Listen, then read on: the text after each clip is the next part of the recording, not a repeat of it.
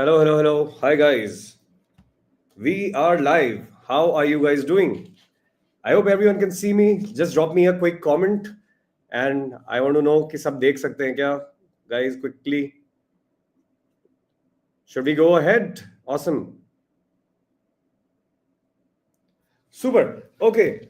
Thank you so much for coming in, guys. I know it's a weekday evening. All of us have a little bit of exhaustion from our work day, including me. But I'm super excited now that we have, this exciting thing coming up.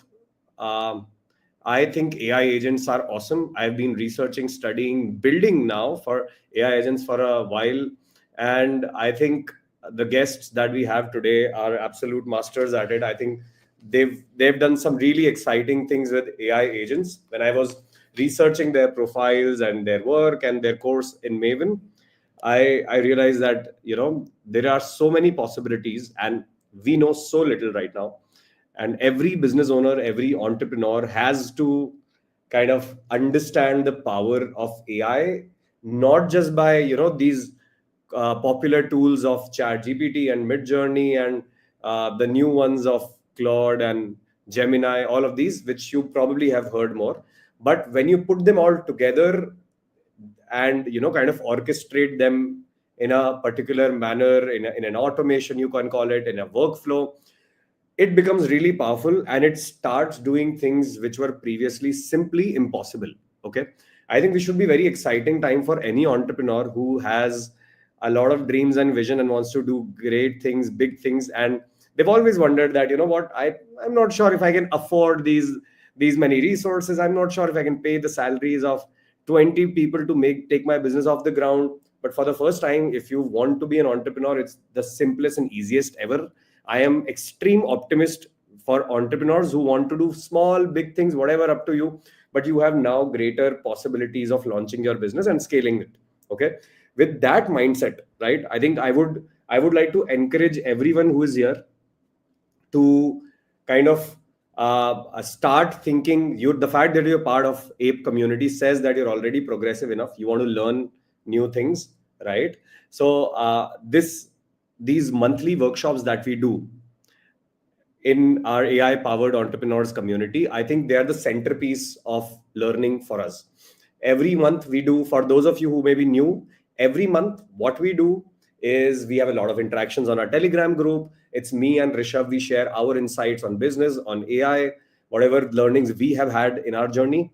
And then we bring in experts like the ones today who I'm going to introduce now. So we've got Sara and Tyler, right? And I'll if I'm sure you guys have seen a little bit about them already, but let me formally also introduce them.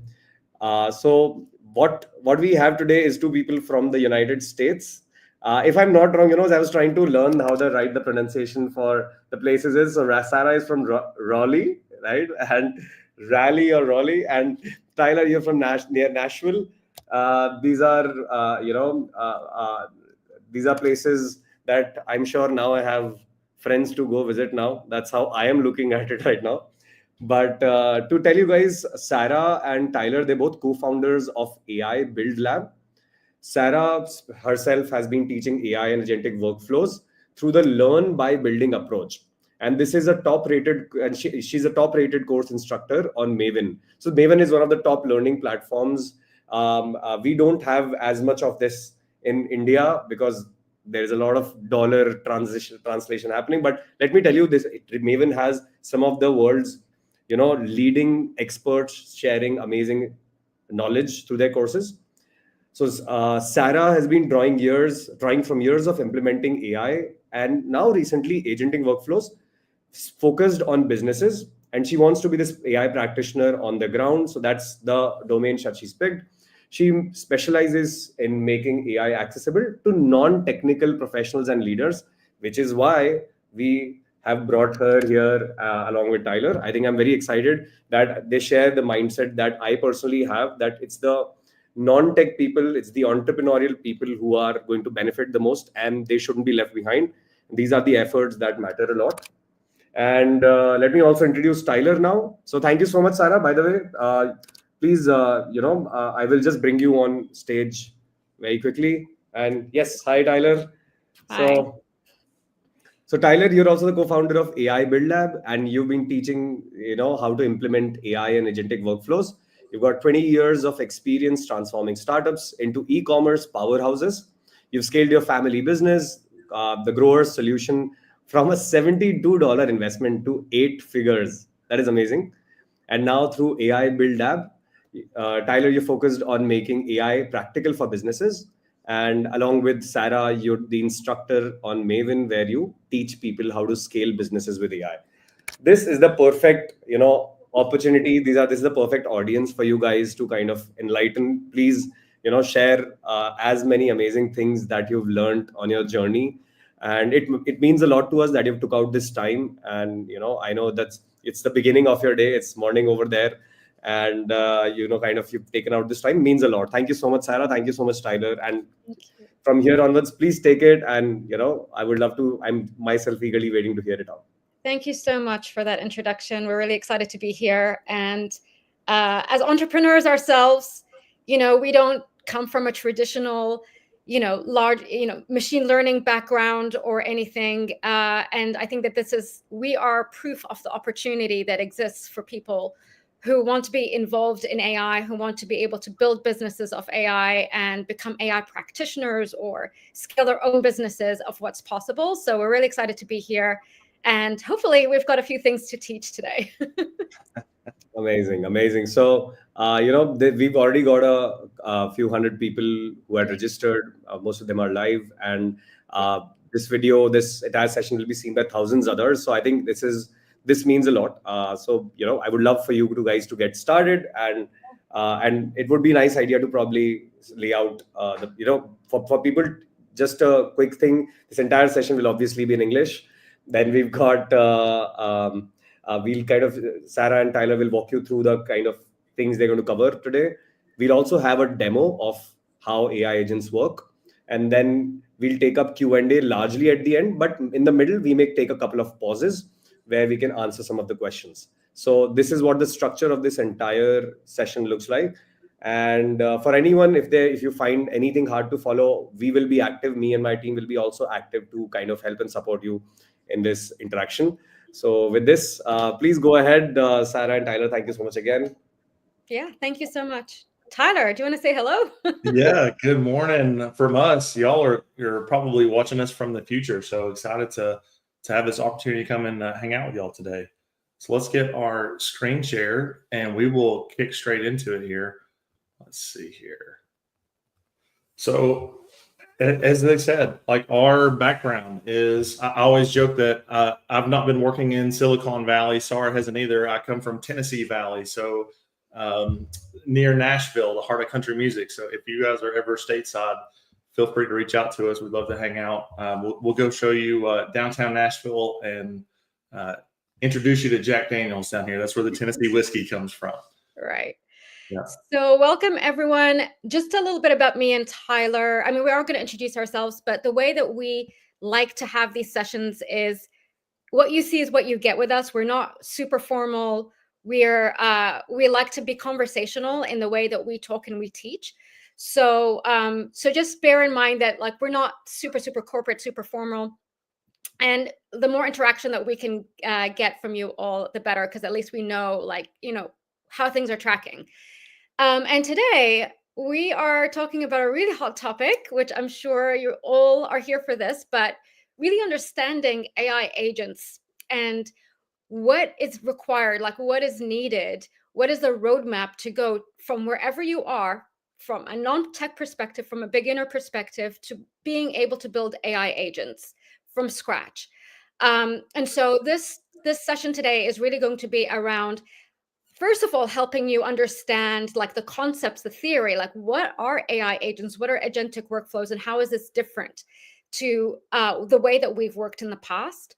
And then we're going to crystallize it. So this is really important for me and Tyler, that we can talk about AI agents all we want on slide decks, but it won't really, the penny won't drop, as we like to say, unless you see it in action.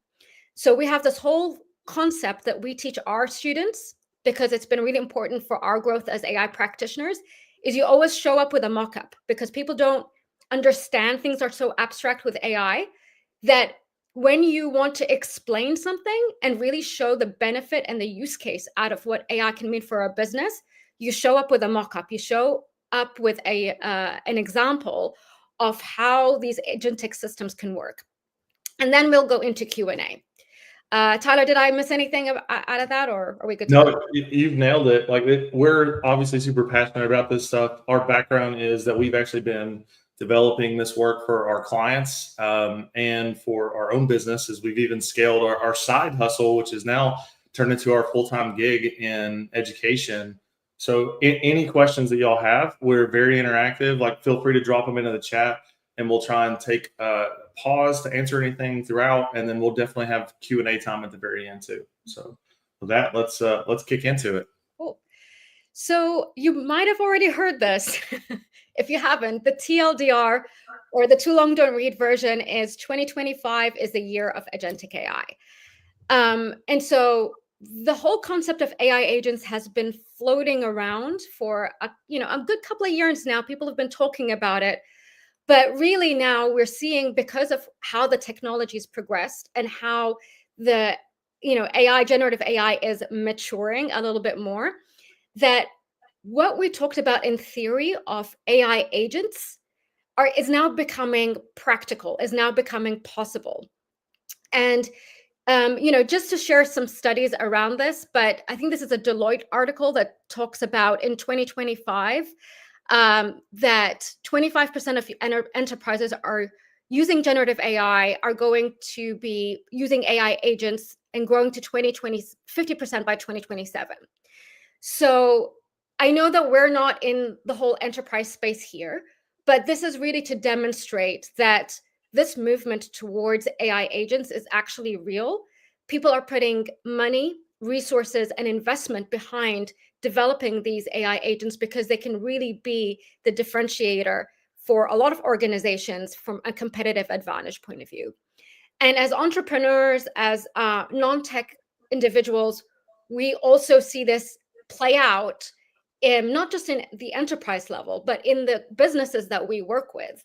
We've been doing agentic AI implementations for a while now, and we are really able to see what's possible when smaller businesses, when medium-sized businesses apply AI agents into their workflows, and what becomes possible that wasn't possible even like a year ago, So we're seeing it firsthand, not just in Deloitte papers. Tyler, do you want to add anything to that? Yeah, that's it. I mean, basically, like, we've been working for small mom and pop Main Street businesses in all sorts of industries, real estate, local junk removal companies, all the way to Fortune 50 companies here in the States and internationally for that matter, and everything in between. And this specific topic of agents is moving at a pace that just continually accelerates. Like, even last night, I was up late, and I messaged Sara this morning, because if y'all have heard, and we can maybe get into this in Q&A, MCPs is another term that's come out here recently. And that's made this, it's good news for everyone here, because it's making it even easier and more accessible to deploy and actually develop this tech with a non-technical background, which is amazing. So with that, let's, 2025 is the year of agentic AI. Yeah, and the ability, like what we see as the opportunity for individuals, whether you're wanting to become an AI practitioner or for companies, but the ability to intentionally, responsibly, and strategically design, build, and evaluate these agentic systems will be a 1% skill in 2025. We're really seeing that. We're really seeing that play out from our own students that are, that are going through our programs and really being able to score big contracts with big organizations.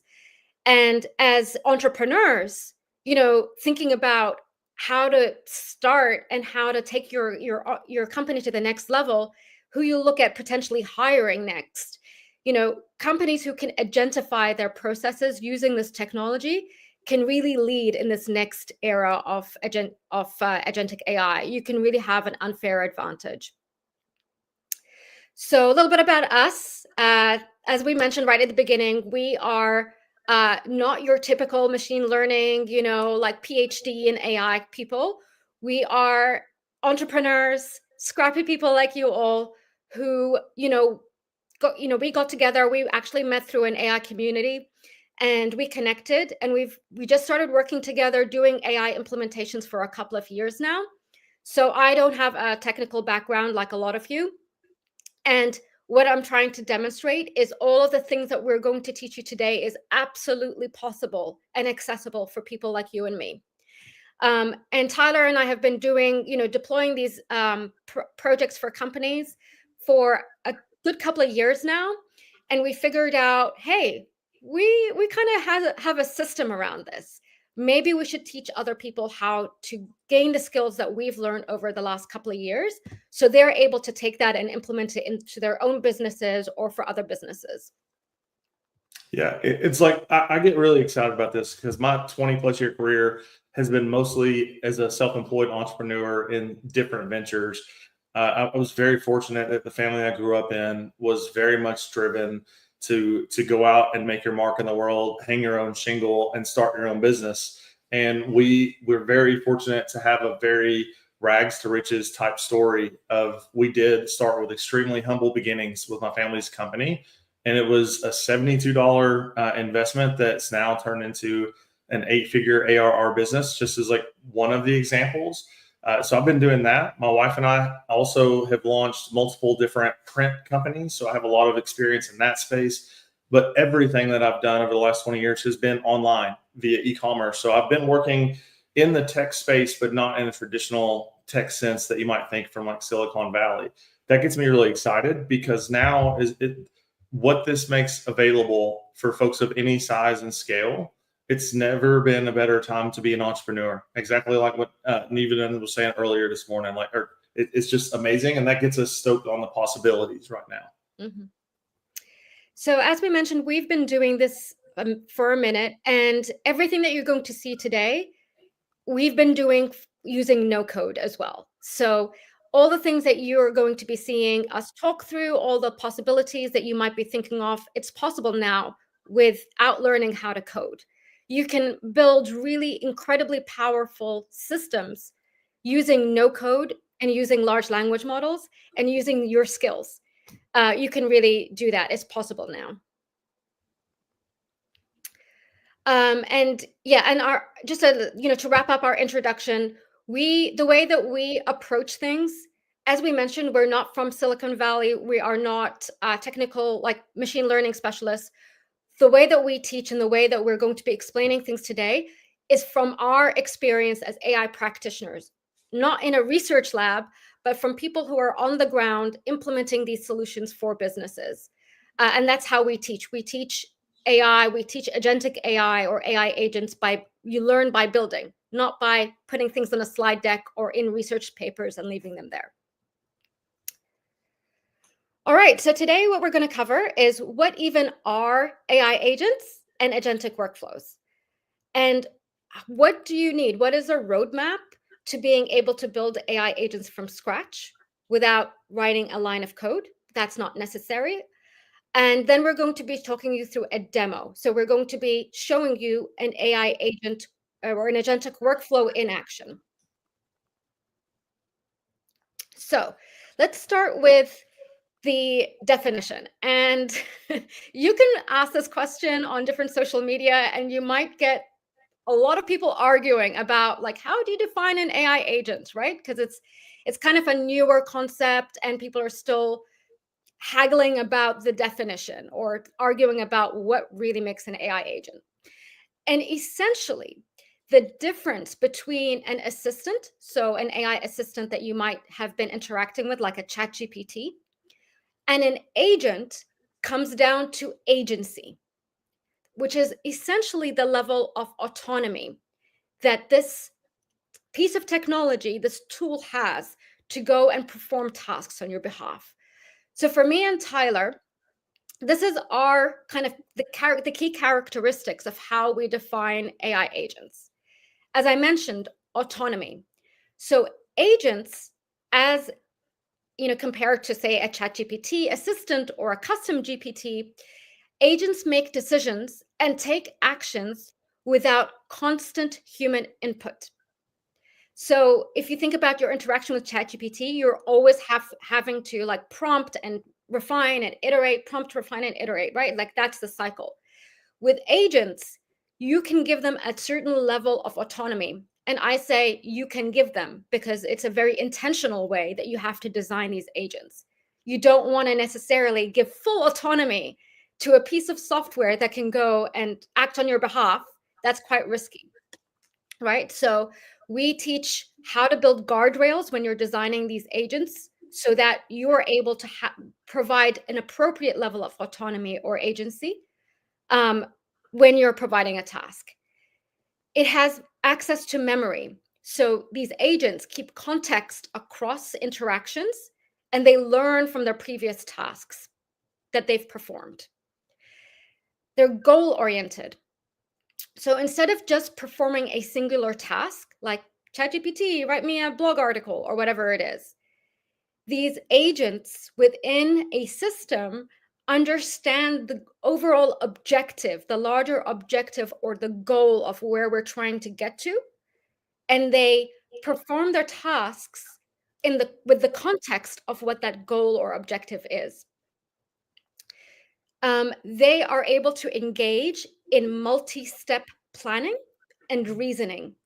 So they can break down really complex tasks and reason through them and execute them.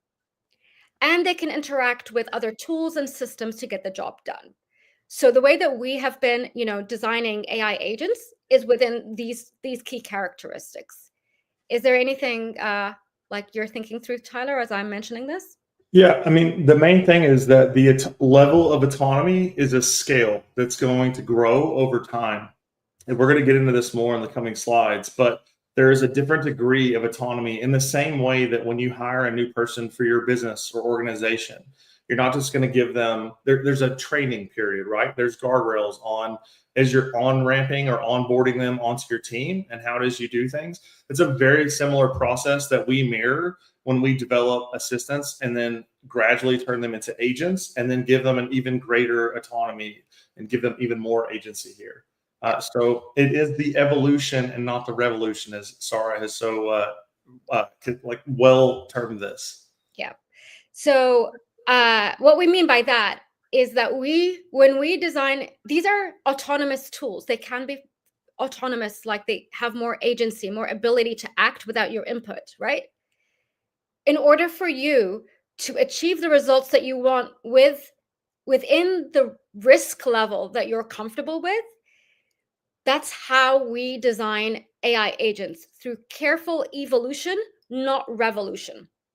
So we build AI agents by having them at the assistant level first. And then when we have tested, iterated, and mastered the foundational principles that we want these agents to have, once these assistants are able to demonstrate consistent performance and reliability, do we grant them the autonomy to become AI agents? Not before that. So there's a lot of work. We don't just send AI agents out the gate. We actually really methodically build them up from the assistant level, and we graduate them to the agent level once we have the confidence in the trust and the reliability of its performance over time. Yeah, I mean, again, this is the same thing that we would mirror if we brought on a new team member. So we're going to be doing a demo here in a minute that is a team of agents that work to answer a customer service type email and respond with the same level of competence, even exceeding the ability of some of the people team that would do this. But it's no different than when you bring on a new customer service rep within your own organization. You're going to bring them on, train them through that. So it's very practical in the sense that it's mirroring the business process, and it's also mirroring at a more frontier level in AI. It's the idea of human reinforced learning, where we're going back in and dialing in how it is that these assistants respond so that we can graduate them into full agents. And we do that through evaluations is what that's called, or evals rather. Mm-hmm. All right. So for those of you who are like, okay, I heard about AI agents, I've heard about agentic workflows, I heard about agentic AI. Like, what's the difference? Like, let's just get the definitions and everything outside so that we know where to go next. But if you think about AI agents as the doers, right? So they're autonomous to a degree tools designed to perform goal-driven tasks with the ability to plan, reason, respond, and execute within the guardrails that you provide. So think of AI agents like highly specialized team members. We have some that can be generalists, a lot that can be specialized. And these are the individual agents that act within their kind of niche, within their specialization, to perform a task. So think of them as the team members. Agentic workflows are the process that these agents, they act like team members.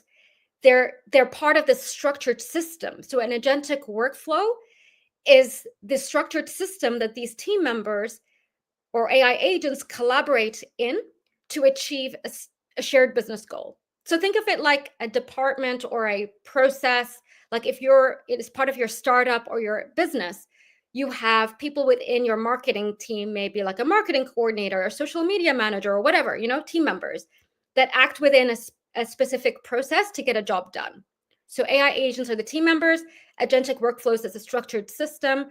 And agentic AI is the approach. So agentic AI is like the approach or the paradigm of the kind of technology that we're entering into in this next phase.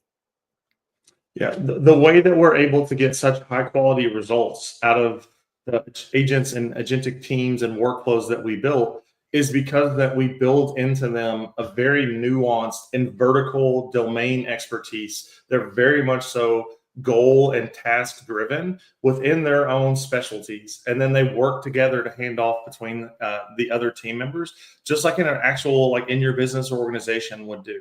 So again, this is we find that it's really interesting that you're able to mirror so much of what's best practice in business in general and use that as a framework to actually build out your AI team as well. All right, so let's talk about what this means in practice. In our demo, we're going to be demoing something that maybe will resonate with a lot of you, but handling customer service emails. As you're developing, as you're thinking through and your company's kind of like growing, of course, you're going to have a lot of interactions with customers. You're going to have inquiries that come in or, tickets that come through or whatever that need to be resolved, right? So normally that process of having customer service reps, call center or whatever it is quite like a very intensive process. You need probably people who are quite specialized within your industry or like your product or your solution to be able to manage those inquiries that come through. So the demo that we're going to be showing you through is how you can assemble an AI agent team to work together to handle customer service emails. So that's what we're going to go through, and we're going to talk through what is the difference between the different levels as we go through that. All right. So let's talk about the different worlds that exist that we might be familiar with, because I know there are some beginners and people that look like to be more advanced, right? So world one is assistant mode. That is your experience, standard experience with ChatGPT. Basically, you provide an input to get an output. ChatGPT needs direct guidance from you and waits for your instructions to be able to generate the output. So you're in a constant cycle of prompting, reviewing, refining, prompting, reviewing, refining. It's a very human-involved process. There isn't a large degree of agency or autonomy, right? You're driving the process from that point of view. That's an assistant.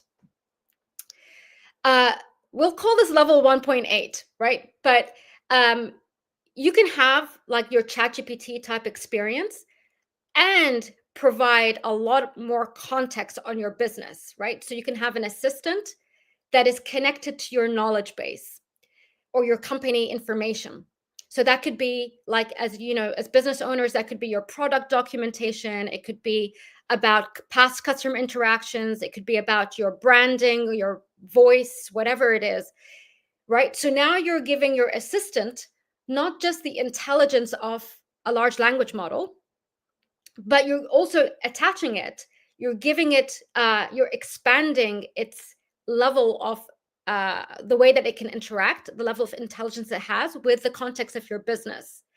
And that way you're able to get much more accurate and specific responses. So that's called, that process is called retrieval augmented generation, or RAG, right? We're connecting a large language model with the context of our business and some tools as well. So that's how you get from like a vanilla ChatGPT experience to, hey, here's the power of ChatGPT that is trained on my business, on my products, on my solutions, on my services. And that's like the next level. And then we're moving across the spectrum now into world number 2, which is an AI agent. So remember we said with the ChatGPT is like you're having to constantly like prompt, refine, like, and adjust, things like that. With an AI agent, you're providing an input, and then that agent is able to reason, plan, execute to generate the output. So it's able to work autonomously to work through what the solution is to that problem. And the example that we'll show you, we will have like our workflow will have a customer like email inquiry that comes through, and we have an agent there as part of the agent team. This particular agent is charged with analyzing the sentiment of the email that comes through. We call it Cinnamon, but that's the name of the agent. But you can think about it as it's assessing, as an example, is this customer mad? Are they stressed out? Is it like it's reading in between the lines? Does this customer need a new product? So it's reasoning through what that input is to be able to classify and act and reason through how it needs to act and determine its response, to either pass it on to a human, or drafting a personal response based on the company knowledge base, all of that. So we'll show you an example of that, but that is an agent that is acting on its own. And then world number 3 is basically an agentic workflow. Remember, we talked about it's the structured process where you have all of these different AI agent team members that act together. So the difference is if you had one AI agent, right, like that acts as a generalist, like if you had one person in your call center, right, you might not get the level of specialization that you want, the level of depth to be able to resolve for the customer inquiry. But when you have a whole entire AI team that are incredibly specialized, then you're able to get a lot more depth, a lot more intelligence, a lot more action towards being able to resolve all kinds of customer inquiries or customer emails that might come through your customer service workflow. So an example is like you can have an entire email response system, which analyzes the sentiment. Is this customer mad, or are they looking for an upsell, or is there an opportunity for an upsell? They're able to research. You can have a research agent that looks at that email that comes through and then goes out on the internet and researches to see how they can resolve the issue. They can draft a response, and then you can have other agents that quality control the responses and before we execute on actually responding to the customer. So we're going in an orchestration mode. We're going from a one agent to a whole team of highly specialized team members that you can have on your team to be able to resolve all sorts of customer inquiries and queries that come through. Yeah, exactly. Like someone had asked too, like in the chat, I just saw it come through, is this similar to a chat bot? And it is a bit. Like this is basically, that's been the evolution of this. You've gone from AI assistants when OpenAI first released what they call the Assistants API. And that's generally what powered the initial chat bots. So that would have been, again, it's you had to ask it a question, it'll generate a response. And you were able to chain those together. Now you're able to do that in a much more complicated way, give them access to more tools. So you're right, it is that on steroids. But we had to start somewhere, and that's been the progression of this as we keep going. Yeah. With this, you don't necessarily have to get, lost in the details. But from the customer's point of view, they're putting in a request and they're seeing the result, right? That's what they see. That's the experience. But under the hood, there is an entire team of AI agents.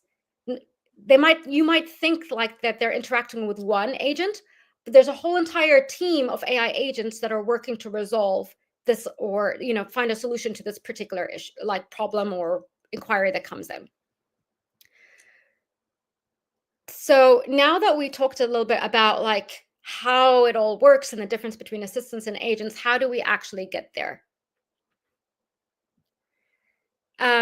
So probably the next slide, this is just like the roadmap of how you can learn this. But the way that we teach, like the specific skills that you need to be going from wherever you are to building AI agents in an agentic workflow, we figured out that there is like core components of what people need to know to be able to achieve that without necessarily learning how to code or needing any technical skills.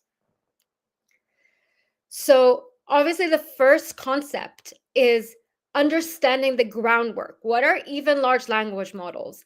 Like how do they work? What are the limitations? Because once you understand that, you know what power you have in the engine to work with, but also what are the limitations. So learning key AI concepts becomes incredibly important because this is different to just traditional software. There are different things that can occur, like prompt drift, hallucination, having access to temperature, which is essentially the level of creativity or determinism that you can program into your agents, understanding what RAG is, or retrieval augmented generation, how to conduct evaluations, what are even evaluations, how to be model agnostic, which means not building a solution which relies on just OpenAI models, because we've been there where we've built that and then, for a client demo or something, and then OpenAI has like downtime. So building model agnostic means you can switch between models really easily. Having human in the loop as part of the process to be able to, at key decision points or key points within the workflow, to understand when does a human need to be involved and when do we grant autonomy to these agents. And really, like, I know there's a lot around prompt engineering that you've seen all over YouTube, but the way that we teach prompt engineering is on the system instruction side, which is really how you can architect. It's not on the ChatGPT user message side because you don't have a lot of control there, but really how to design and architect the purpose of this agent in such a deep degree that you're able to really create a lot of nuance, power, and purposeful intention behind how you design your agents. So we do most of our prompt engineering and architecting on the system instruction side, not on like a ChatGPT user message where you're saying, hey, ChatGPT, write me a blog article. No, we start right at the source. Understanding how to integrate your assistant or agent with your, what we call an AI second brain, which is your company knowledge. What information do we want to give this agent access to?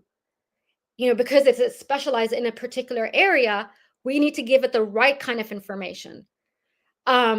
And how do you structure that information in a way that this agent is able to retrieve that information the best to get the outcome that you want? How do you implement guardrails?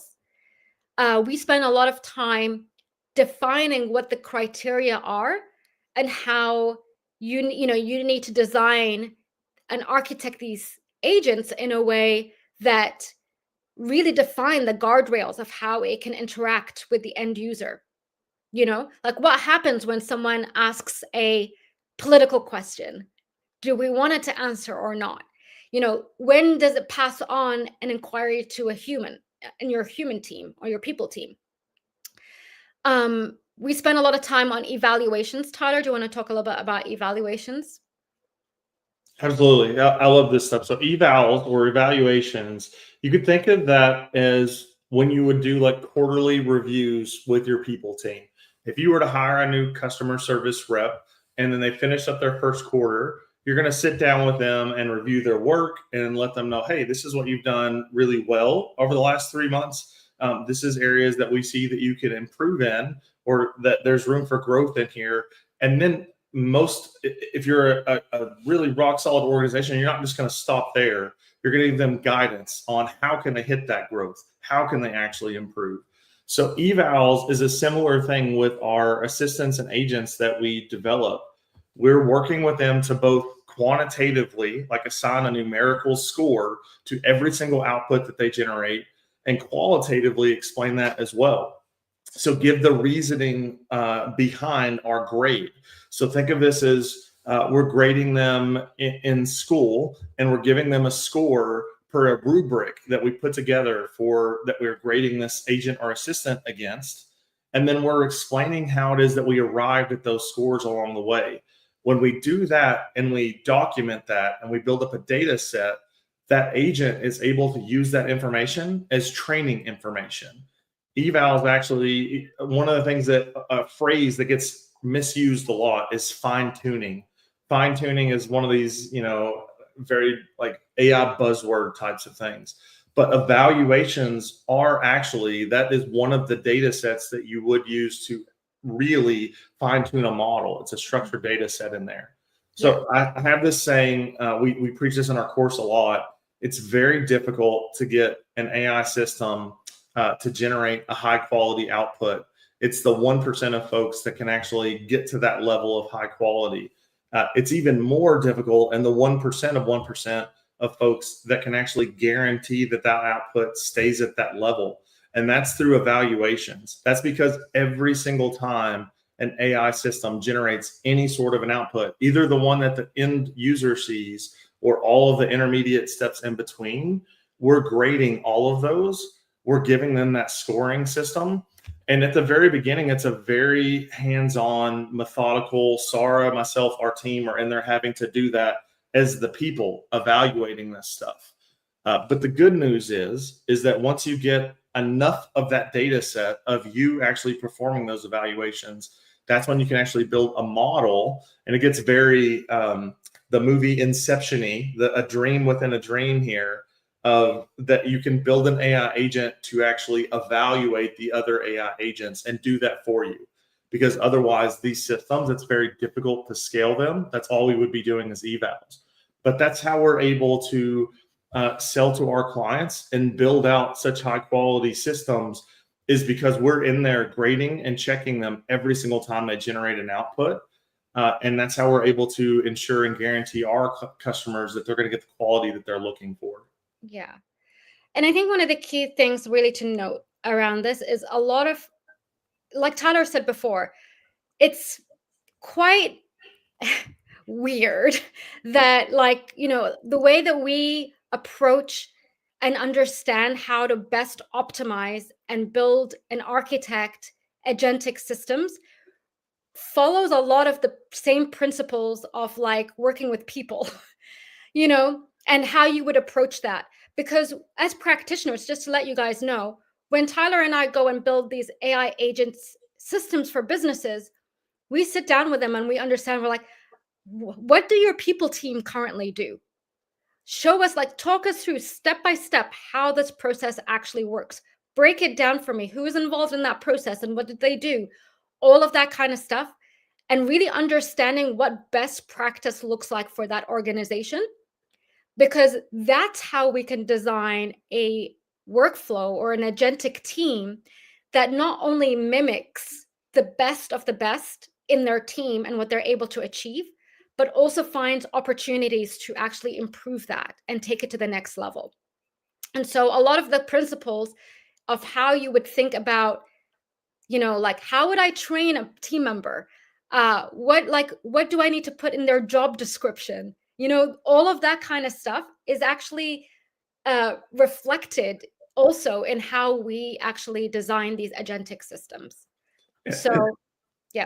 That's the big difference. So like, even talking to the demo we're going to do here in just a bit with email, Apple has Apple Intelligence. It's able to help you write emails. Google Gemini is directly in your Gmail account. Microsoft has Microsoft Copilot.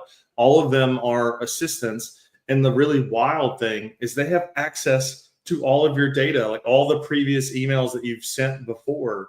And yet, if you've ever used any of those systems and you had to try and ask them to respond to a customer service question, if it's of anything of any sort of difficulty whatsoever, they're going to do awful at that because they don't know your business, they don't know your process, and they don't understand how it is that you would approach a specific response. They definitely probably don't sound like you either. So that's why Sara and I go through such painstaking detail to understand end to end how it is that a business works through that process. AI completely, throw it out the window for a minute. We need to understand what your SOP is. Yeah. And that's to go on a side quest here for just a minute.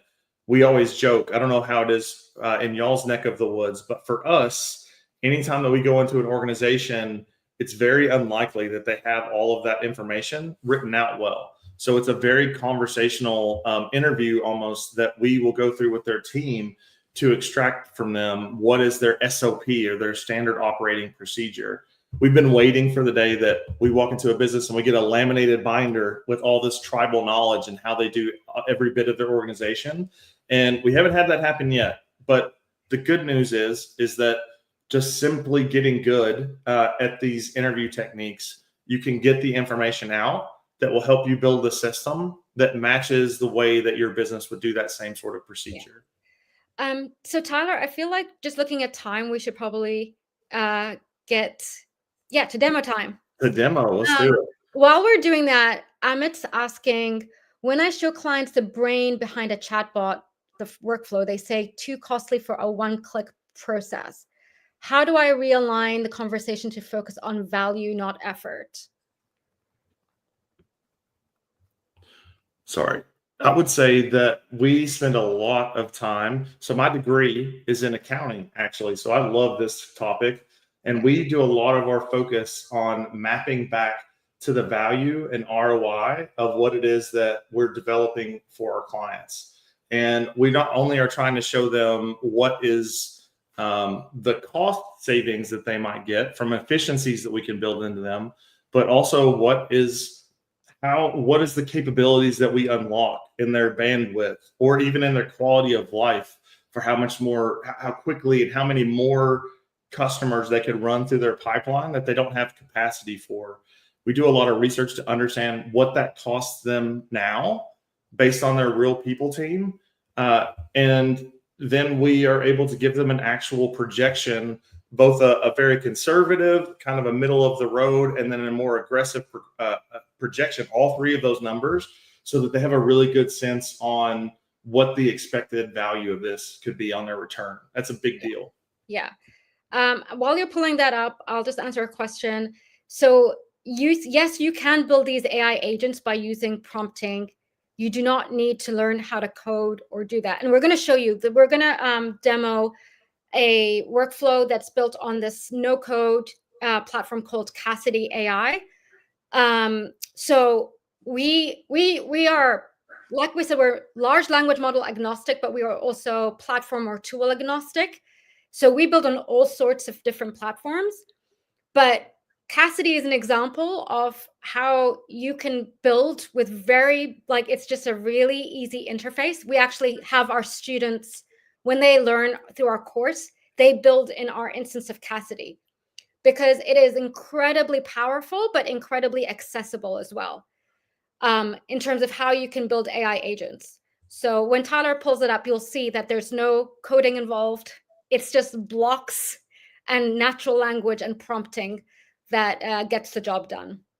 That's right. Yeah. So I've got the demo pulled up, but it's not wanting to. There we go. Thank you so much. I was going to say, I didn't know if I was missing something here in StreamYard. So this is Cassidy. This is one of the platforms that we develop in. We like this. We even teach our course out of this specific platform because it's extremely powerful, and yet it's really easy to understand for folks of all backgrounds. That level of accessibility is extremely important to us. And so let's click in here into the edit workflow section. And in this very simplistic version of this is definitely not the end all be all. We have much more advanced, but just to walk through, even at a basic level, what's possible here is the inputs into this workflow are a customer service email and their name. The very first step here is an agent that is cinnamon. So a quick fun story is because of my accent, we usually do this, is called a sentiment analysis. I'm a huge fan of the TV show The Big Bang Theory, and Raj on there, his little dog is called Cinnamon. And every time he says cinnamon, he goes, cinnamon. And whenever I say sentiment analysis on a transcript, it gets mistranscribed a lot into cinnamon. And so I'm like, this is perfect. I love this show. This is an easy name for this agent. So that's a little bit of the origin story of Cinnamon there. So Cinnamon looks at the incoming message and is doing a comprehensive analysis of their emotion, their need, the sense of urgency, the primary themes. You could think of this as the gatekeeper at the very beginning of this process that extracts all of that information. It understands that it is never talking to a customer. It's a part of the AI team, and it's passing on its output to the other AI team members or agents in this workflow. The very next agent here is our expert. This is an expert that we've built as an example for my family's greenhouse company. So we manufacture and sell greenhouses and gardening supplies all via the internet, all throughout the United States.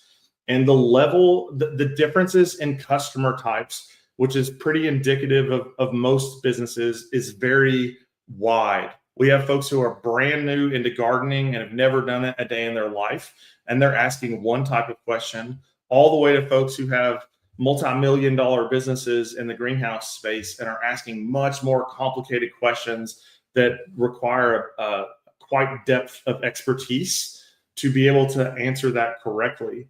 And if we look at the way that the grower solution team actually answer these questions now with their people team, there's a customer support, customer service level that might then get upgraded to the sales team, which have even more domain expertise to potentially answer certain types of questions.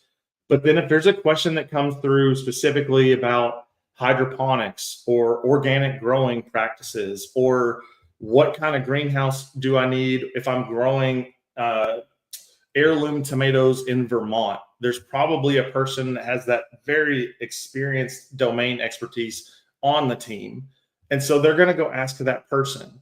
And funnily enough, those people that have that domain expertise are also not usually the people who are best equipped to write a customer service email that won't just lose the customer. They're not necessarily very good at translating that back into easy language for the customer to understand and grasp. And so to emulate that same process, we've built out an agent here that is an expert in all things horticulture, the grower solution industry, their business, their website. It's getting into this message here as well. It's saying, hey, you're a member of the team. It's not talking directly back to the customer, but it's working as part of the AI agent team. It's giving it the input and messages here from the email, the output from the Cinnamon agent previously, so what that sentiment analysis is. And its whole job is to try and look through this email and surface any information that would be valuable to pass on to the rest of the team so that they can craft a customer service email response and send that back. So this agent is connected to all sorts of information in the knowledge base. It's connected to their entire website. It's connected to a lot of their YouTube videos and transcripts. It's connected to all sorts of internal documentation and docs and PDFs and product manuals, those sorts of things. It's even connected into books in the industry that might be useful knowledge. And it's indicative of the type of head knowledge or domain expertise that the experts on growers team have as access to them. So that's the sort of stuff that we put in the RAG retrieval brain, if you will, for that expert agent. The next one is a research agent. So again, this is similar to this expert agent. The key difference is that this research agent is connected to the internet. So it's able to go out onto the internet and maybe look up more real-time information that makes that would be useful or helpful in generating a response. So if it is they're trying to determine what type of greenhouse to recommend for a person who's growing heirloom tomatoes in Vermont, the research agent can go and quickly determine what's the weather pattern's been. It understands what agricultural zone Vermont is in. But with global warming right now, all the wild weather patterns we've had, some of that might be shifted. The seasons have started to shift a bit. So the research agent is going to go out in real time and be able to access information like that, or even go look at the website in real time and determine what current pricing is, or if it's out of stock, the products that it's looking to recommend, or to pull URLs in that would be useful to pass along. The next block is an email agent that is trained on the Grower Solutions brand voice. If you can even get as specific as, let's say Sara is the salesperson, we could have Sara's individual brand voice layered into this on top of the organization's brand voice. So it perfectly emulates or mirrors the same way that Sara would have written this message. And the inputs that we're giving to this email agent are all of the outputs from the previous agent. So this continues to build upon itself. So this agent not only gets the name, the email message, the sentiment analysis, the output from the expert, and the output from the research agent. Its whole goal is to translate and take that information and turn it into a technically sound email, but it's written in a way that matches and has great empathy to the client that it's writing it to, and writes it in a way that they'll best understand it and sound on brand for them. This next block right here is an evaluation or a quality assessment agent. If we were just to go through and have it draft this first version, it's probably going to be a good version, but because of the nature of LLMs and AI, it might not get it perfectly right for a whole lot of different reasons. So by putting this in-step evaluation where it's going to quality check itself and then pass that information along, that is where it will be extremely helpful for it. Oh, sorry, my screen jumped here. That's where that information can be passed back forward to the team so that it gets another chance to go write a finalized version here. It's able to understand if there's any gaps in the information as well. So this passes that back to a research agent yet one more time. And this agent understands, hey, this is what's happened. We've done research. We've spoken to an expert agent. We've done internet research. We've had it write the V1 version of the email. We've evaluated that. And now we've gone ahead and here's a gap that we realized that maybe it recommended a product, but it forgot to go grab the URL and the pricing for that product. This is where the eval agent can task the research agent to go back out and get that information to bring it back in. So we ensure that it didn't miss anything here. And then finally, after all of this work, again, to the end result, the customer, like Sara said, their experience is they just got an email response back. Underneath the hood, all of these agents work in coordination to get to that finalized email draft, which is what this one's doing. It understands that, hey, it's game time. This is the time that we're going to write that final version, and this is the one that's going to get sent on to them. So what does this look like running? I've actually gone ahead and run this. I want to say also that we've just been through the example talking to growers, which is Tyler's family business, but relate that to your own business, right? That I don't know what product or solution that you have, but think through when you get a customer service inquiry or whatever, and the more complex it gets, the more team members, the more domain expertise, the more specialization that you need from people to be able to resolve this, right? So that's the kind of like layers that you can see there, is that we're splitting our AI agents into very specialized team members with very specialized tasks so that they perform their tasks at the 100% best way that this very, very specialized task can do. And then they work together with, remember we talked about, they all have a goal, not just their own individual task. They have a goal of answering all of this. So they're reasoning, planning, and executing based on the goal, not just their individual task, as part of a team. 100%. So let's look at this question or this email that came through.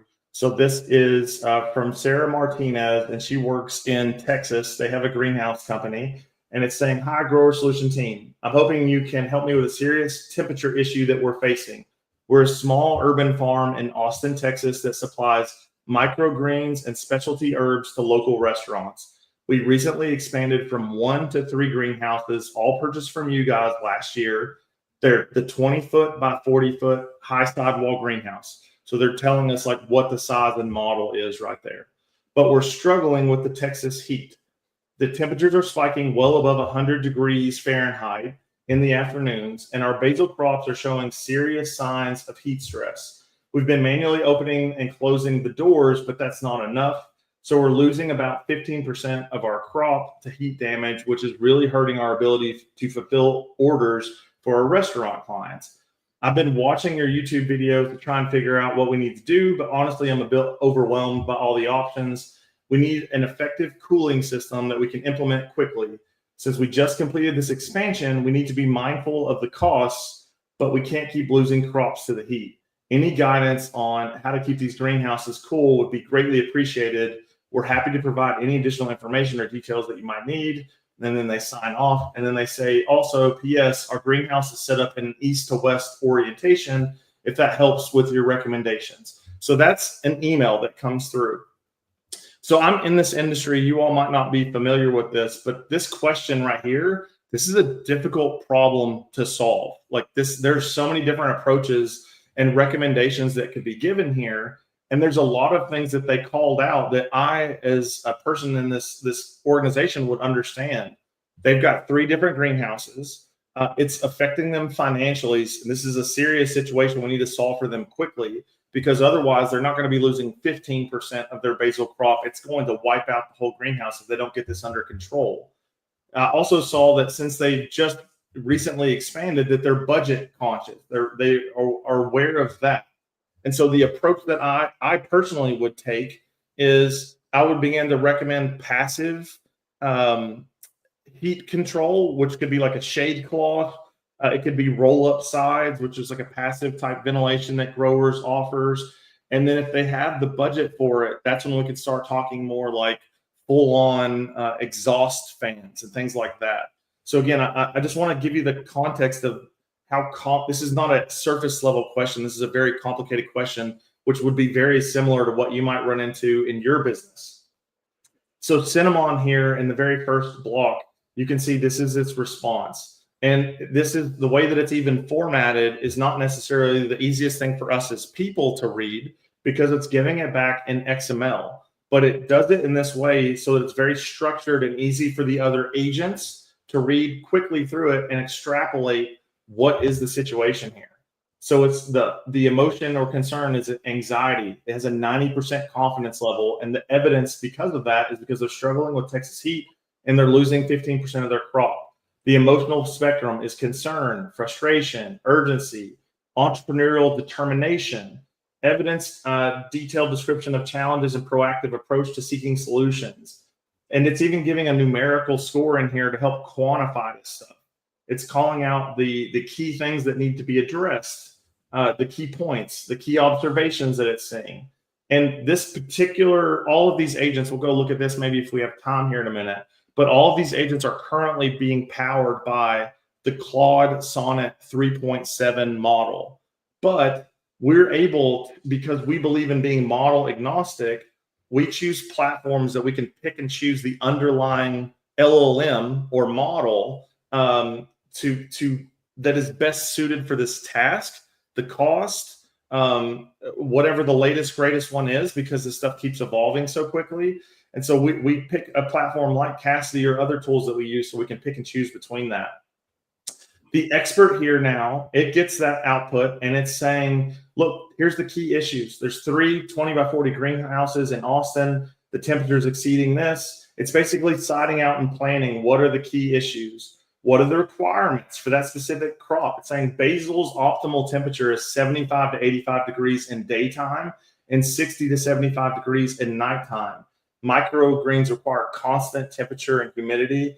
Both crops are sensitive to heat stress. So it's calling out all of this expert level understanding about their very specific and nuanced issue that they're dealing with at the crop level, at their geographical location, the business impact that they're having, and it's beginning to call out, what do we need here? So it's recommending, hey, we need passive cooling. Again, that's what I would have picked as a person on this team.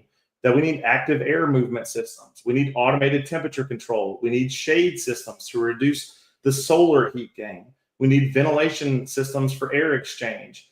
And it's saying for this specific greenhouse, because this is the other thing, depending on the size of the greenhouse and the orientation, all this sort of stuff, that matters. Like there's a math problem you have to do there to determine what's the correct size ventilation system for this specific size house. And this agent is able to go through that and recognize that. It even calls out the exact size of shade cloth that it needs to fit onto the greenhouse. And it recognizes that we need roll-up sides as well. And it knows exactly, it recommends the correct length and the quantity. So it understood that, hey, they had 3 greenhouses, that we need 2 roll-up sides per greenhouse. So the total quantity that we need is 6. So for folks that think that these systems cannot do math, you would be mistaken. They're actually quite good at that now. And we have a question that says, this seems quite a lot of work to get to this level of sentiment analysis. Can we really do this with no code? Yes, this is all no code. And you are seeing the reasoning, the planning, the executing. We're not writing this. Maybe we'll help to show them the system instructions of like 1 or 2 of the agents afterwards. Yeah. But that is the power of being able to design agents in a way that you can get an input like that and it can reason, plan, and execute to this degree of knowledge. That's what we're trying to demonstrate here. Yeah, I mean, because at this point, it's even called out the exact product, even the correct color of shade cloth, because I forgot to mention that. Like shade cloth comes in certain colors and there's a different use for each one of those colors and reasoning to choose it. It shows the white one, which is amazing. It shows the specific vent fans, the thermostat that would be needed to work with that vent fan. So the level, like every time I see this and it answers one of these complicated questions, it really blows me away, because the time that it takes to train the people team up to have this level of knowledge, if we were to hire someone new off the street, it takes a long time because there's such a wide degree of information that they need to know. And these agents have picked it up really quickly. It's even able to cite its sources right here from the knowledge base of how did it arrive at this information. So we can go in and check it and see. Our research agent right here, it looks like I might have, there we go. It's got the confidence level. I think I goofed and I didn't have this set up correctly. So it looks like it might not have gone out and researched, which is okay. We're able to still get a good result here with the regular expert. Right here, it's writing that first version. So this first email that it's writing, it does a think block where it thinks through the approach of everything it understands and how it should craft this email. It uses a scratch pad so that it's basically like jotting down its notes and trying to write out a first draft. And then down here, it writes out the finalized answer. So even in this one output, this individual agent is trying to think through what it should do. It's writing down on its scratch pad its first try at it, and then it's writing its finalized version. It then passes that along to our evaluation agent that goes through and is double checking everything. Did it have recommended products? What is it missing? It's calling out what it could be missing in there. Was the communication effective? Did it sound like on brand for growers? Is it complete? Did it mention everything it should have? And you can see it's giving suggestions for how it could be improved here. It passes that back out to another agent, and then it comes back and it tries to write this finalized version out here. So if we scroll down, let me get down here to this very bottom one. This is the final version right here. So, hey Sara, the Texas heat is brutal on basil, which really wants to be chilling between 75 and 85 degrees Fahrenheit, not baking in a 100-degree plus temperature in the greenhouse. I totally understand your urgency. Losing 15% of your crops would make anyone sweat bullets. So as you can see, this is not, this sounds on brand for my specific brand voice and at growers. It does not sound like vanilla ChatGPT or Google Gemini. It's beginning to sound like our specific company. So, hey, your quick win cooling package that can drop temperatures by 20 to 25 degrees Fahrenheit is the first week is you're going to want to install this white knitted shade cloth, 40%, and it's calling out that they're $189 each. You're going to want roll-up side kits. That's going to be $275 per side. You're going to want in the second week to install these horizontal flow fans. So it's just to get some air moving in there and the thermostats to control them.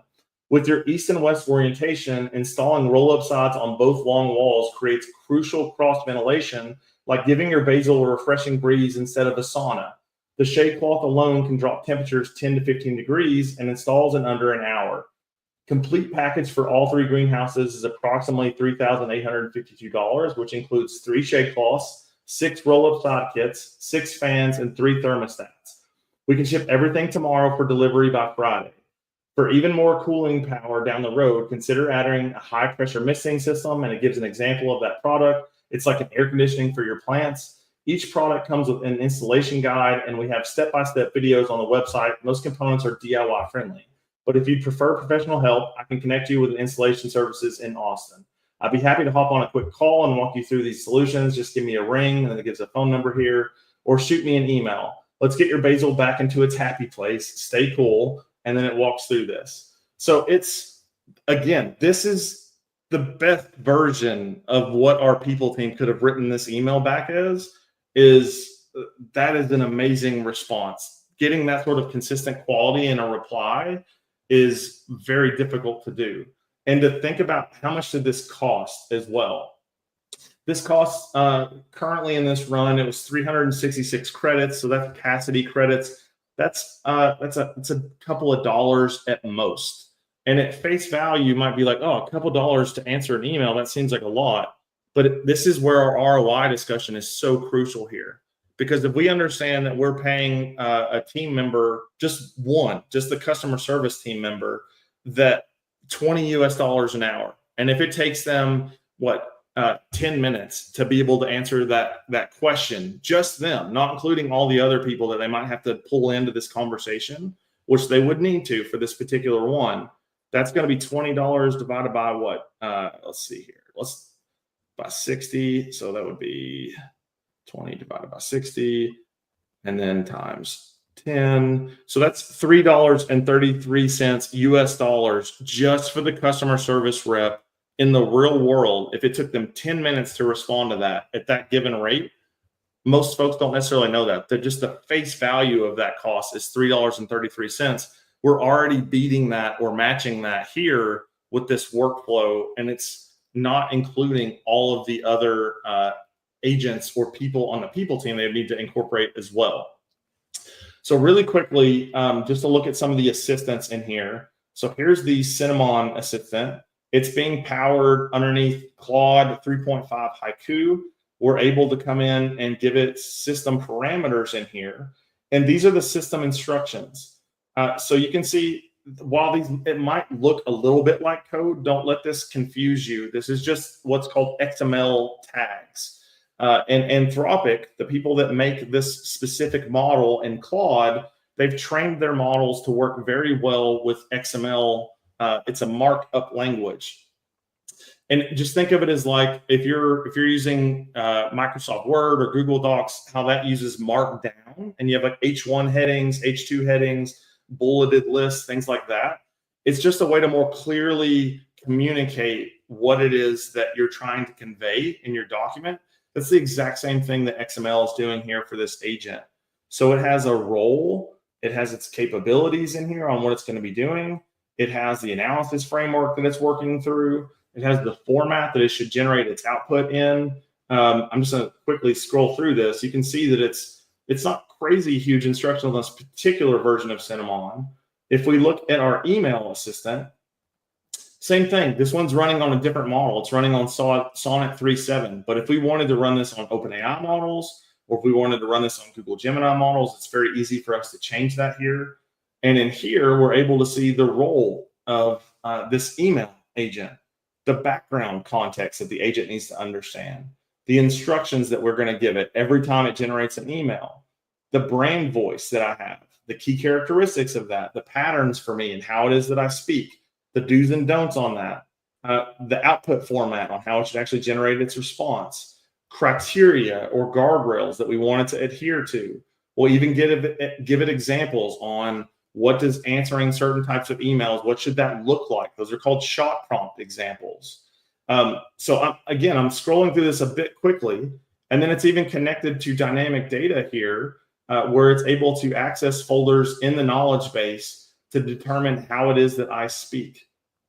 And then the last one, I'll just quickly show this, and then we'll get into Q&A because I know we've run over a little bit, is the expert agent. The expert agent has all of this deep industry expertise. It has expertise in growers. But the thing I wanted to show you on this one, if I scroll down past the system instructions, is if we get down here in this knowledge base, this is the RAG retrieval system. I can connect it to all sorts of different files. So I've scraped in websites. I have the Grower Solutions website. I have all sorts of different books that it has access to in here. I have YouTube videos and transcripts from both Grower Solution and other industry thought leaders in this space. Their transcripts of those videos are in the brain of this expert. So when this is generating a response, it's going and looking and doing a semantic search through all of that information to determine if there's anything that's relevant in that would be useful context to bring back to the other agents into the conversation. Yeah. So it's this level of detail. And as you can see, nothing in here is coding. This is all once you learn a platform and you learn how to do some basic prompt engineering, you can spin things like this up relatively quickly. Spinning up an MVP is amazingly fast these days. Yeah, and it does look like a lot of information, like writing out word for word. But once you have different prompting frameworks, and we even use AI to generate, we have different assistants that are specialized in prompt engineering that help us write these. We've trained them on best practice, and they help us write advanced system instructions like you're seeing. So you can use AI to generate AI for you. It's not as it looks intimidating when you're first looking at it. You're like, oh, I can never write something that long. How do I know what to put in it? But once you know how to write these tools, we just use natural language afterwards. But yeah, this is like an example. And think back to just the expert assistant that Tyler just showed you, right? And how he connected it to all of that documentation, to different websites, to different whatever. Now imagine hiring that person, because you have a call center or you have a whatever on your thing, right? Imagine all of the training that you need to give this person, all of the knowledge that they need to have, all of the domain expertise, access to the latest information, right? That could take you years to develop someone to be an expert, right? We can do this with an AI agent in a very, very short period of time. So you can collapse the time it takes to build your team into a much shorter period once you know what you want. So so we wanted to show you what's possible. This is a very accessible, what we showed you right now is actually what people are building in week 4 of our course. They can start at wherever they are, and they're building this. I know it feels like a big jump, but this is possible in 4 weeks, 4 or 5 weeks that we teach this stuff. So I'm just looking at questions here that changing base models might give different results. Is evaluation stage agent able to detect that and correct it to match the brand style of the final response? That's a great question. Yes, but even more importantly, if we're going to come in here and change a model on any of the agents that you see in this workflow, before we would put that into an actual production state, we would have done our own human evaluations to make sure that it's in accordance with what our expectations are for that specific agent and what it should be doing. Because you're 100% correct. Each of these different models has their own strengths and weaknesses.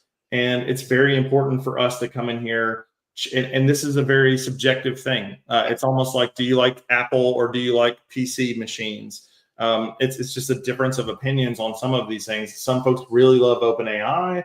Others really like Anthropic or Google. But for us, everything is about testing it and evaluating it. And then you can take that information to teach your evaluation agent to do that in line as well, agentically. Mm-hmm.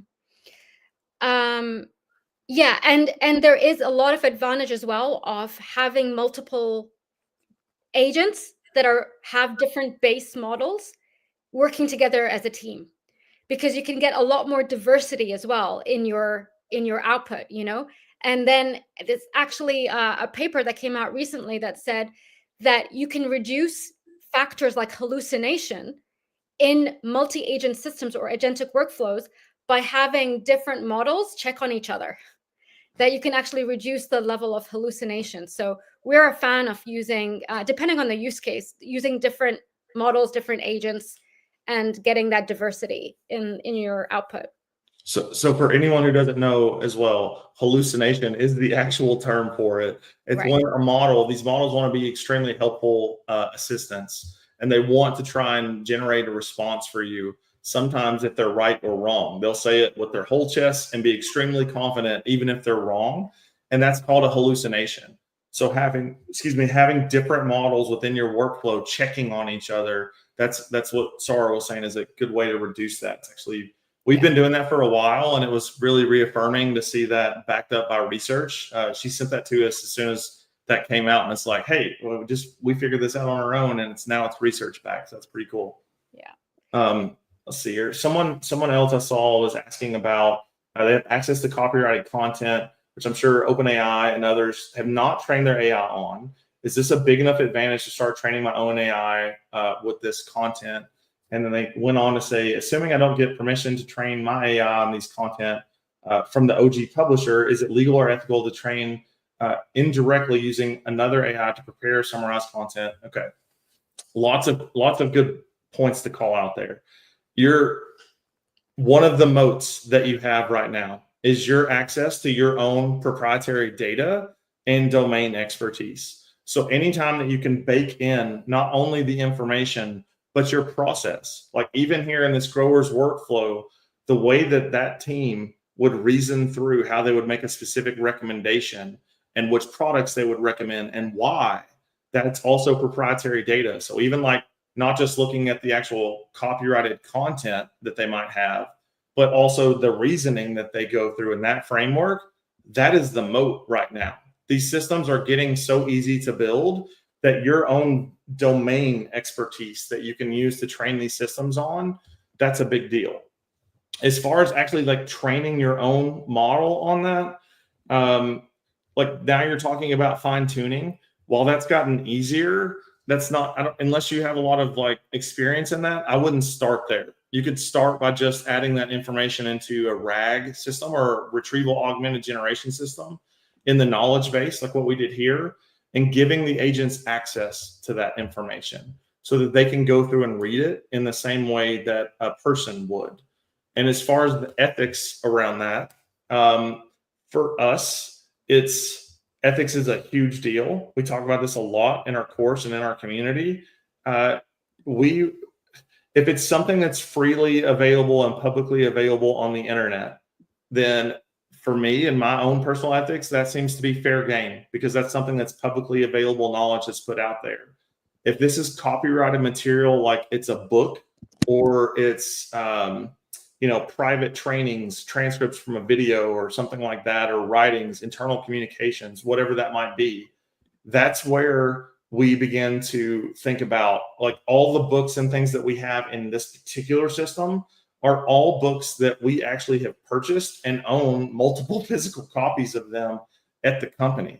And so we just have a PDF version of those in the knowledge base because that's representative of the type of head knowledge that the people working there would have had. And anytime that we're citing any of that information, we have it written in the system instructions to give a nod or a shout out to that. So if it's recommending a book or a YouTube channel from a thought leader in the industry, it would say, hey, like, per Jean-Martin Fortier's book In Market Gardening, he thinks it's a really good idea to do X, Y, and Z. And it might sort that. And it would say, like, we at Growers really like that and value that and agree with that approach. And so that's where, for us, that's where how we draw the lines on that sort of stuff. And I would encourage you to do the same. Like, it's very important to us to we live by the golden rule that we want to do to others what we would want done unto us. And so that's always a good way to approach this sort of things when it comes to ethics. Yeah. I think there's a question here. Typical use case, e.g. extracting metadata of the uploaded files where AI agent is exposed at the back end server. Is it possible? I don't know if I understand that question. Do you, Tyler? Typical extracting metadata uploaded files where the agent is exposed to the backend server. Is that possible? Yeah. So I think what you're getting at is, can we extract like structured data sets from, let's say, a bunch of PDFs or documents that are in there? So that could be key information in that in a schema that you determine what that is. That's entirely possible.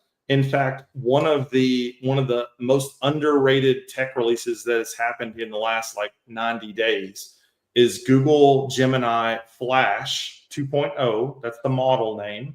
Can now perform OCR-like capabilities for PDFs. So you can give it a PDF or convert any file into a PDF.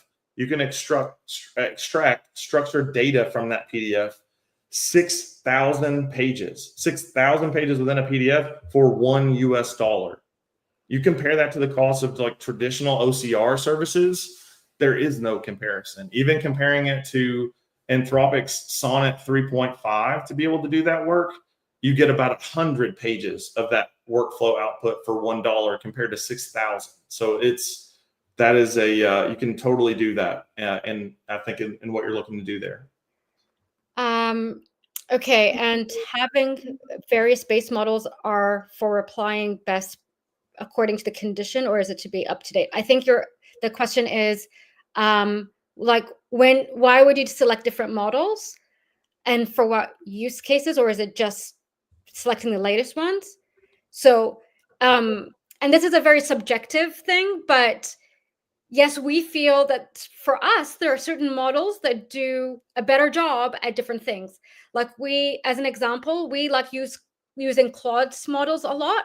And so the Cinnamon agent, because we feel like Claude gets us a little bit more, is why we chose that Sonnet for that particular block, for that particular agent. But you have different models for different use cases for sure. And it is a subjective thing. Part of the intuition that you build when you're learning all of the stuff is what feels right. It's not necessarily always a science, it's also an art. And it's kind of subjective to how you feel it works better for you or not. And there could be other things that we take into consideration too, like speed or latency, like how fast the model will respond. It could be context windows. So that's basically the amount of information that the model can take in one shot. So we have workflows that there could be just hundreds of files coming in the front end. And so we might use a Google Gemini model for that step because it's got a 2 million token context window, which means you could put a ton of info in there versus another one. So there's all sorts of different reasons you might want to choose one model over the other. So let's see, one basic question: what's the best data format to expose data to agent? I have a data in a database format or an Excel format. then I have to change the format to text format as a story. So you're able with RAG to add in all sorts of different kinds of information. Just in Cassidy itself, I guess let me just share my screen and show you just in this one singular platform. I think it's easier just to see it than it is to just talk to it here. If we go over here into the knowledge base, let's see, I've got my screen share. There we go. Thank you all so much. So in here, you can click add. You're able to add in just a blank document. You can import a website. So it's very easy now to what's called scrape a website. It's as simple as like coming in here, putting in a URL, choosing if you want to scrape the entire domain, the subdomain, a singular page, how many pages it is that you want to pull in, and how frequently you want it to go back and re-pull down the updated information. So that's something that's you could put in here. You're able to upload PDFs, documents, PowerPoints, Excel spreadsheets, code files. You can sync directly from service providers that you use. So we use, I'm a huge Notion fanboy. We also use Google Drive quite a bit. So just by having information in those systems, it might be that we have Google Sheets in there or spreadsheets in there. In Notion, we have all sorts of databases in there with all sorts of different types of schemas. We can pull those directly in just as they are. And these models are so good. And this it's called the embedding process, where we don't have to do this. The tools now generally handle a lot of this lift for us. With Cassidy, it's as simple as like going and pointing at my Google Drive folder, and then it will turn all of the things that I give it access to into chunks and then make beddings and add them into what's called a vector database. So that sounds very complicated, but with the tools now, it's literally just a sign in, give it authentication, point it to those files, and you're good to go. That being said, there can be advantages to translating some of your information and doing a structured extraction, like what I was talking about with Niral's question earlier about extracting the metadata. By extracting information from a PDF and putting it into a raw text format. So let's say it's a PDF where there's tables on it and images on it. If you do that sort of extraction, it not only pulls out all the text off of there, but it describes all the images, all the tables in great level of detail. So now we can let a model that maybe couldn't, quote unquote, see that information before, it can now because there's a text representation of that. So that there can be times that it makes sense to do a sort of data cleaning or pre-processing, but in reality, you're going to get, even just like connecting it to your data as it is right now, you're going to get really good results just by doing that. Let's see here. I wanted to see here. So there was another question, cost versus productivity. So with multiple base models at our service, how do you decide which one you're going to be able to use to build an agent to rate-based models too? Yeah, I mean, the good news is that AI and LLMs is the trajectory that they're on. Their capabilities are scaling at an exponential rate, and that's rooted in things like Moore's law, because it's getting cheaper and cheaper to get exponential compute out of them, and the cost of them is going to zero. So you're seeing, like, to actually run them, you're able to use open source models, even like the new DeepSeek models, the R1 that came out from them, completely for free, just the machine cost that you have to run these things. And they are outperforming the industry standard models from even a few months ago. So that's the good news for all of us, is that I guess it's good and bad news, because it's getting cheaper for us to build these systems, but we have an ongoing joke that the current cost of, or the value of human intelligence is the latest, cheapest leading models token cost. It's whatever that is per token, which is getting cheaper and cheaper by the day. So, yeah. I think, Tyler, there is one more question, I think, and we can probably make this, one of the last questions that we take, Sure. which is, I had the same question, and it happens to be one of the guys in the viewers has asked the same thing, which is, we've seen Cassidy. It seems pretty phenomenal, honestly. I think it's great. Internally, we've been, using make.com and N8 for more workflow automations. And I can see that Cassidy's, definitely more optimized for a company knowledge base centric approach, which is not the case with make.com and Anytin. So as a broad question, as a general idea, I would like to kind of get your recommendations on for what kinds of problem statements, what kind of an agent or automation building platform is more relevant. And because there are just so many that are now coming up, it's hard for us to keep up. So I'm sure you've done a lot of work behind. So would you be able to share some recommendations? For sure. We love Cassidy because it's extremely accessible, but not only do we preach being model agnostic, so not just being beholden to OpenAI or Google or any of those. Same thing for platforms. So we believe in being platform or tool agnostic too. So you called it out. N8N is one of the go-to tools that we use a lot now for our own production work. That is an extremely powerful platform. We can host it on our own servers so that it doesn't cost us anything to actually run those automations at scale or build those agents at scale. It gives us a better layer of security. Not that Cassidy doesn't have it has SOC 2 type 2, but I'm just saying like the difference in technical capabilities that you have on both those platforms is just different. The Cassidy is a great tool for folks who are not necessarily extremely technical. And so it's a good tool to roll out in organizations for people of all degrees of understanding of these tools to be able to use. So that's the value prop there. N8N though, and Make, we use Zapier, active pieces, Langflow. Like you don't want to know like our entire tech stack. It's a little bit ridiculous, but it's, if I had to pick one other tool beyond Cassidy, if you're going to pin us down on that, I would say N8N right now is where I would be investing my time on that. Crew AI is a good one as well, but you're getting more into, you need to have some sort of like programming or development. Like it can be intimidating when you have to roll that out a little bit versus, N8N or Cassidy. Got it. No, that is awesome. I think I'm going to give Cassidy a try myself. I'm trying to get my Notion up to speed on, getting all my knowledge base very well organized. I'm usually like deep into Notion, and I do all of this all the time, and I keep recommending Notion everywhere that guys, get your knowledge base together. Everything that's in your mind, everything that's a shared knowledge in your team has to be documented in beautiful ways, because those people who have their data are prepared and arranged are going to always have an upper hand at using all these AIs, new superpowers, right? It's huge. Like so our Notion has every meeting transcript that we ever have for live sessions, internal meetings, for client calls.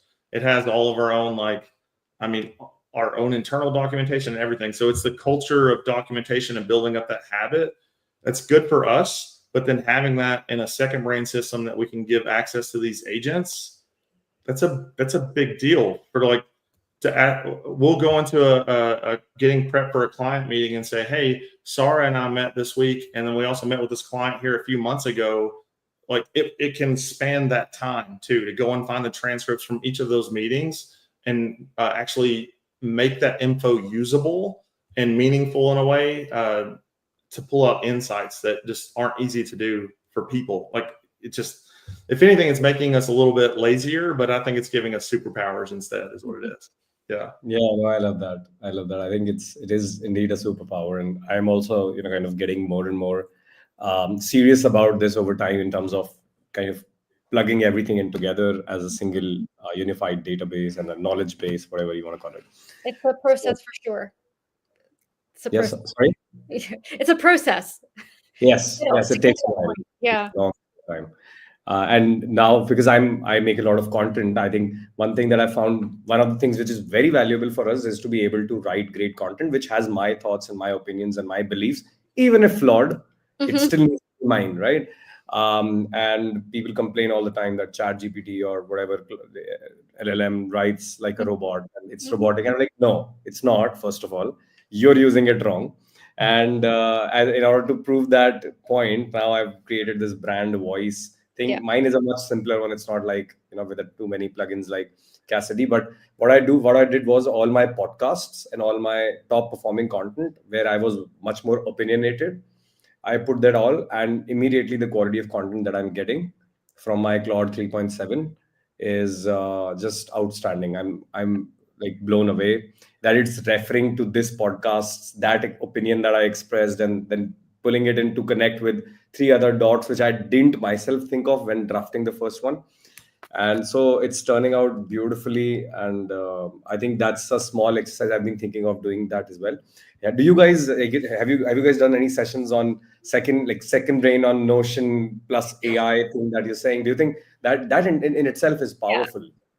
We get asked this all the time from because we teach to it in our course, and then people are like, but show me how, like, give me your templates and stuff like that. So we have started to in our more advanced courses to provide that, like, just even as a starting point, so that people can get used to like where to document their information and how to structure things. But yeah, for sure, that is a big request we get. I keep telling Tyler we need to do it. Yeah, I mean, just the main thing is just to start, just capture the information, even if it's in a messy way right now, and put it into some sort of a system, whether that be Notion or Google Drive or whatever your tool of choice is there. And you can go back in and optimize the structure of that later, but just at least having it in there is the first step. Yeah, for sure. Yeah. Amazing. No, I was following through the entire thing. I think the level of depth that you guys took everyone into, I am genuinely like extremely blown away at this point. I'm like, wow, I wasn't expecting like a demo which was not, it was beyond a demo for sure, right? You kind of given, like, it's like you've given a very deep look into exactly how you went about the thinking process behind designing an agent, how it works, why there needs to be specialized team members put together. I mean, it's amazing. And I think this by itself probably is one of the biggest first steps, like the big first steps that an entrepreneur can take. So all the people in our community, I'm going to especially highlight this bit, that one of the big takeaways for me and for everyone else would be to kind of take this first step of getting a knowledge base together at the company level, especially. And I happen to be into content creation, so it happens to be more personal for me as well. So I think I will probably do that, as recommend people to watch this, whoever's of course missed out and not seen this, but to recommend this strongly that you have to. And I'm super excited for some people to try out for themselves and experience what really autonomy in the hands of AI with your knowledge base at Access means. I think that's amazing, and this is just one example. I'm sure you guys are making far many more complex ones which are simply not possible to demo at this point. We do have a 100-step one, which would have taken us like 7 days to demo. So yeah. But no, thank you for inviting us on. And yeah, we love this stuff, so we love to talk about it and share. 100%. Yeah, and feel free. I know we didn't share like our LinkedIn's or anything. That's probably the best way to get in touch with us. So you can find Sara Davison, or I'm Tyler Fisk on LinkedIn. Sara is much quicker to respond. I actually don't have an AI agent or anything connected to my socials, surprisingly enough, because for me, that's something I didn't want to automate away. But our schedules are a bit hectic right now, so I'm a little slower to respond. But would love to connect if y'all have questions or just want to talk about this stuff further. Amazing, guys. I will also, for everyone who's watching, I will share Sara and Tyler's profiles also. Okay, we've got them here. Thank you, Nidhi. We've gotten your profiles here as well, and I'm going to compile a couple of links more beyond your LinkedIn probably as well, and share it on our Telegram community, which is where other people who haven't attended it, I will kind of get them the access. They will all have the recording available to them. And this video will, of course, also go out on our YouTube, which is where thousands of more people are going to watch it in the coming weeks. Perfect. So that is what the next steps look like. And, I, again, thank you so much for coming in. I think this is amazing. I think this, at this point, this is probably like the beginning of 2025's year of being the agentic AI, right? Great. I think this is the perfect start. This workshop is a perfect start for it. Thank you so much. Thank you so much. We enjoyed the chat. Absolutely. Appreciate you having us. Thank you. Thank you, guys. For if you've got any comments, do share your feedback, comments. If you've loved this session, drop in some emojis. Let's do that by the end, and I think we'll take a leave then. Because it's I just noticed it's 10:20 p.m. in our country here, so it's quite late. Y'all are hanging out late. Thank you for hanging in there with us. Yeah. Thank you. Wonderful. Wow. Awesome. Thank you, guys. See, there's another request for masterclass and a second brain. We'll do this. Thank you so much, everyone. Amazing. Thank you, Tyler, and thank you, Sarah, once again. Appreciate That's it. you. Thank you. Bye-bye.